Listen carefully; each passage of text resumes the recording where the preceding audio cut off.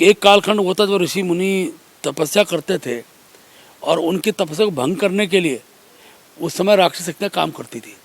आज वही भूमिका कांग्रेस की है। कांग्रेस को राक्षस बताने वाले उत्तराखंड बीजेपी के अध्यक्ष महेंद्र भट्ट के इस बयान पर सियासी संग्राम तेज हो गया है। सवाल ये उठाए जा रहे हैं कि सत्ताधारी दल के प्रदेश अध्यक्ष इतने अहंकार में डूबे हैं कि वो सब कुछ खुद ही कर लेना चाहते हैं और उन्हें अपने से बड़ा, अपने से बेहतर कोई दिखाई नहीं दे रहा है। कांग्रेस के नेताओं को कांग्रेस को महेंद्र भट्ट ने राक्षसी प्रवृत्ति का कहा है, जिस पर सवाल अब कांग्रेस ने भी उठाए हैं। लेकिन महेंद्र भट्ट ने क्या बात कही है, ये जानना बड़ा जरूरी है। निमंत्रण देना राम ट्रस्ट का काम था और जरूरी नहीं कि सब लोग जो निमंत्रण जिस दिन मिले उसी दिन सब लोग जाए, लेकिन कांग्रेस जिस प्रकार की बयानबाजी कर रही है तो मुझे अब ऐसा लगता है कि एक कालखंड होता जो ऋषि मुनि तपस्या करते थे और उनकी तपस्या को भंग करने के लिए उस समय राक्षस शक्तियाँ काम करती थी। आज वही भूमिका कांग्रेस की है। और भगवान राम है ना, भगवान राम ने ऐसे जितने राक्षस लोग थे जो ऋषियों के तप को भंग करते थे उनको सजा दी है, उनको मृत्यु लोक तक पहुंचाया। आज कांग्रेस को चेतना चाहिए कि हम भगवान राम के पुण्य कार्य में जो ऋषि मुनि जो आज समाज भव्य मंदिर में प्राण प्रतिष्ठा की जो योजना बना रहा है उसमें विघ्न डालने का काम न करे, वरना भगवान राम इनको माफ़ करने वाले नहीं है। महेंद्र भट्ट की ये बातें बतलाती हैं कि किस तरीके से सियासत एक अलग दिशा की तरफ जा रही है। और जब एक पार्टी के प्रदेश अध्यक्ष, जो कि दुनिया की सबसे बड़ी पार्टी हो, और उसके प्रदेश अध्यक्ष जिनकी राज्य में सरकार हो, वो इस तरीके का बयान दें तो फिर स्वाभाविक है कि सवाल उठेंगे। और सवाल उनकी भूमिका पर, उनके सोचने की क्षमता पर और उनके तौर तरीकों पर उठाए जा रहे हैं। और कांग्रेस भी अब आक्रामक होकर हमलावर है।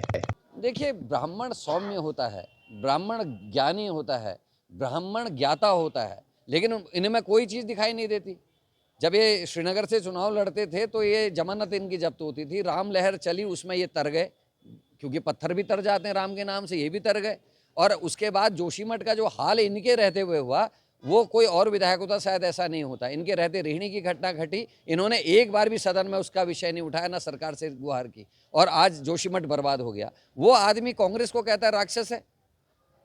मर्यादा पुरुषोत्तम राम के नाम से तुम राजनीति कर रहे हो, सारी मर्यादाओं को तार तार कर रहे हो। आपने आदिगुरु शंकराचार्य के द्वारा स्थापित जो 4 मठ हैं, उनके जो शंकराचार्य हैं उनका अपमान कर दिया। शंकराचार्यों की जो शंकाएं हैं उनका आपको समाधान करना चाहिए था, आपने एक बार भी नहीं बनाया। भाई हमको तो ये कहा कि जो शंकराचार्य कहेंगे वही सही है, और आप जो है राम का नाम लेके राजनीति कर रहे हो, शंकराचार्यों की बातों का उत्तर आप नहीं देना चाहते। आप ये कहते हैं महेंद्र भट्ट जी की जो 22 तारीख को वहाँ नहीं पहुँचेगा वो रामद्रोही होगा। अरे घटघट वासी हैं राम, मेरे रोम रोम में राम, मेरी सांसों में राम, इस हवा, इस वायुमंडल में, इस धरती में राम।